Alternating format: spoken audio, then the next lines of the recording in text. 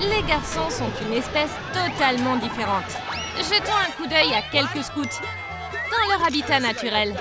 Comme vous pouvez le voir, ils semblent se battre. Mais Nathan, Jim et Dylan vont se souvenir de cet été pendant longtemps. Leur camp a un nouveau moniteur. Elle est vraiment spéciale. Voici Annie. Elle est qualifiée, intelligente et stricte. Les gars n'ont toujours aucune idée de quel genre de personne est Annie. Ils pensent que ça doit être une erreur. Elle n'y connaît rien, pas vrai? Ils ont tout faux.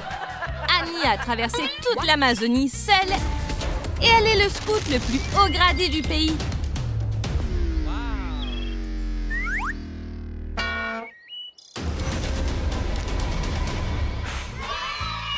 Mère Nature est sa meilleure amie et la survie est sa spécialité.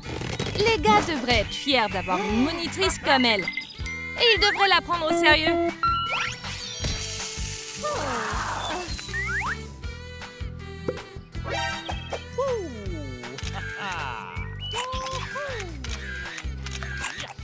Une des plus importantes compétences de survie est de savoir comment allumer un feu. Mais les gars sont trop occupés à se battre pour la nouvelle monitrice pour se concentrer sur la leçon. Ils n'ont même pas fini d'écouter ses instructions qu'ils commencent déjà à essayer leur propre méthode. Dylan essaye d'allumer le feu avec ses lunettes.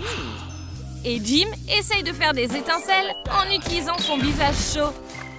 Mais ça n'a pas marché. Maintenant, c'est le tour de Nathan. C'est sa 8e fois au camp d'été, donc il en sait beaucoup sur l'allumage des feux. Il ne sait rien sur la sécurité par contre. Pour éviter un feu de forêt, Annie doit attraper un nuage et en extraire la pluie. S'il n'y avait pas Miss Annie, les gars auraient eu de sérieux problèmes. Dylan adore les sciences. Il est toujours en train de poser des questions et cherche des réponses dans les livres. Mais parfois, lire des livres prend beaucoup de temps. Et quand il s'agit de combattre les moustiques, il se peut que vous n'ayez pas beaucoup de temps. Nathan est tout le contraire de Dylan. C'est un homme d'action. Et il pense que ce livre sur les moustiques serait plus utile en tant qu'arme. Mais ils ont encore oublié où ils sont. S'ils veulent apprendre, ils devraient plutôt écouter Mademoiselle Annie. Une tradition classique des camps d'été est de raconter des histoires d'horreur autour du feu de camp. Tout le monde a sa propre histoire d'horreur.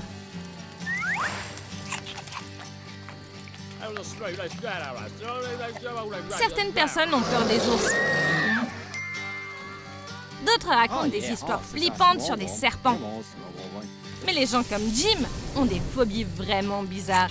Jim pense que la chose la plus effrayante au monde est de se réveiller avec un bouton.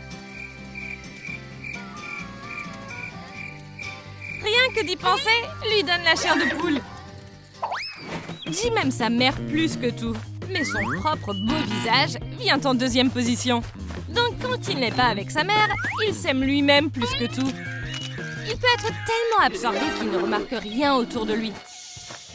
Vraiment rien. Au moins, Mademoiselle Annie fait attention. Elle commence à se battre avec l'ours. Et Jim? Eh bien, Jim ne changera jamais. Il est crucial pour un Boy Scout de connaître les premiers secours. Les garçons ont la chance aujourd'hui de gagner leur badge des premiers secours. Nathan veut être le premier.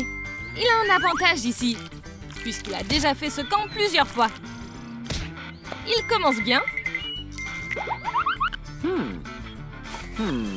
Mais peu après, il fait une grosse erreur. Il n'a toujours rien appris. Sérieusement? Peut-être que Jim fera mieux. Il se lance dans la réanimation. Mais ça va être difficile pour lui. Il ne peut pratiquer la réanimation que sur quelqu'un de sexy. C'est pourquoi il garde une photo de lui-même à portée de main. Juste au cas où il doit faire la réanimation sur quelqu'un comme Dylan. Mais Jim a passé trop de temps à se féliciter. Oh petit, laisse travailler les pros.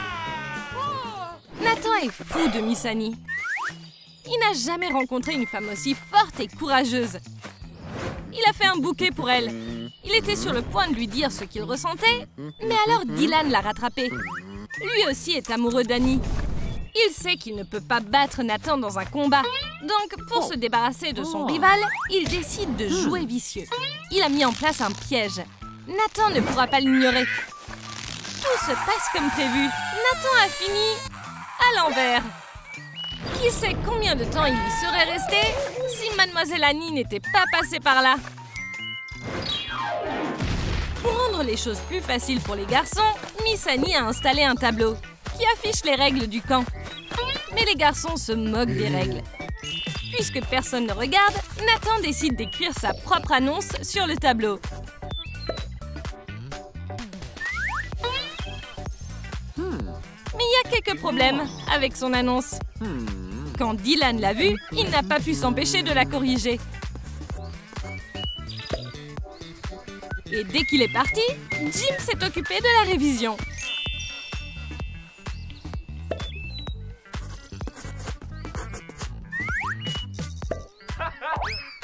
Le temps que Mademoiselle Annie revienne, le tableau avait un message dessus qui disait que Jim était amoureux de lui-même. Dylan est enfin prêt à révéler ses sentiments à Mademoiselle Annie. Il va lui offrir des fleurs, mais il est allergique. Eh bien, elles ne sont pas pour lui, n'est-ce pas? Elles sont pour cette femme forte, intelligente et confiante. Mais quelqu'un ne veut pas qu'ils soient ensemble, et il n'en manque pas une pour se venger. Nathan veut faire goûter à Dylan sa propre médecine. Mais Dylan n'est pas aussi stupide qu'il pourrait paraître. Il a eu l'idée de ce piège en premier. Et Nathan n'a pas compris pourquoi le piège n'a pas fonctionné. Et il s'est fait prendre au piège. Désolé, Einstein. Pendant que Mademoiselle Annie profite de ses baies, les gars s'entraînent avec leurs cordes. Un vrai scout doit être capable de faire toutes sortes de nœuds. Le détenteur du record du monde de nœuds est Monsieur Vincent, qui s'est fait toute une maison en nœuds. Mais les garçons sont loin d'avoir ce niveau. Au lieu d'apprendre à le faire eux-mêmes, Jim défie Mademoiselle Annie d'essayer. Ha! L'andouille! Il pense vraiment qu'elle ne peut pas gérer une tâche qu'elle a assignée. Elle ne fera pas de maison aujourd'hui, mais quand elle vivait dans la jungle, elle a fait un nœud avec de l'herbe et l'a vendu aux fourmis. Êtes-vous prêts à tout? Vous ne pouvez faire confiance à personne ici, parce que même le chef peut avoir des ennuis. Mademoiselle Annie est tout emmêlée dans des lianes. Les gars paniquent. Ils n'ont aucune idée de ce qu'ils doivent faire. La seule chose qui leur vient à l'esprit, c'est de crier à l'aide. Eh bien, manifestement, ils ont échoué dans leur mission.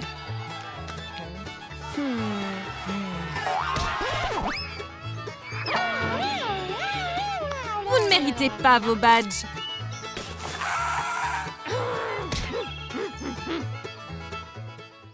Si les garçons veulent récupérer leurs badges, ils doivent prouver qu'ils les méritent en trouvant Mademoiselle Annie. Cela peut sembler facile, mais les garçons ne savent pas ce qui les attend. Ils sont à la recherche de la reine de la jungle. C'est comme ça que les anciens scouts appelaient Miss Annie. C'est la championne du camouflage. Une fois, elle a passé un mois entier infiltrée dans un banc de piranhas. Et ils n'ont rien remarqué. Les gars ne parviennent qu'à se trouver les uns les autres.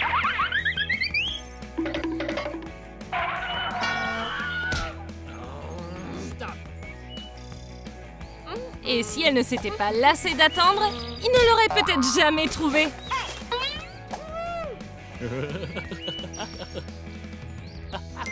Elle a eu pitié d'eux. Et leur a même rendu leur badge.